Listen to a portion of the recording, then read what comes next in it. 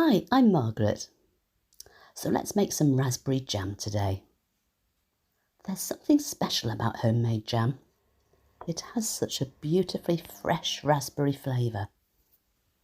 So let's start with the sugar. I'm using jam sugar today. And the reason for this is that it's got added pectin. Now pectin is something that's found in certain fruits. Some fruits have more pectin than others.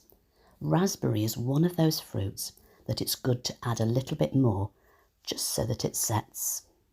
You could always use liquid pectin instead, and both of these products are found in most supermarkets. I'm going to add lemon juice as well as lemon zest to this recipe. Lemons seem to bring out the flavour of raspberries nicely. And I'm using frozen raspberries today. You can use fresh. I find that frozen are so convenient and definitely more cost effective. So let's pop this onto a low heat.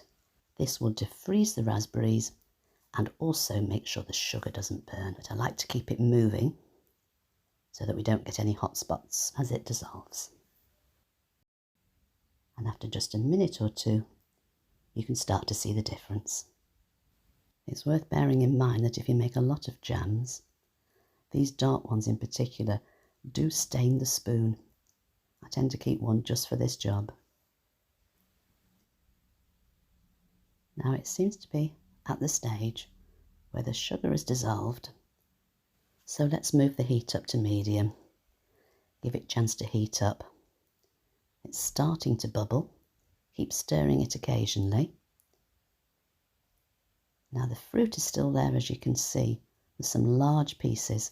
So keep bubbling it and then turn it up to a high heat until it gets to the right temperature.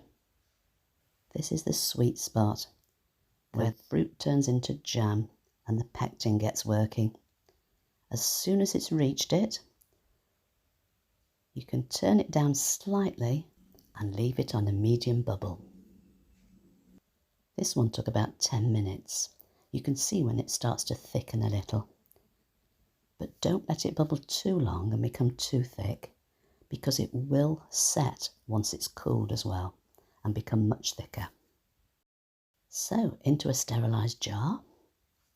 And I don't need to tell you, this is really hot at this stage, so very careful not to touch it.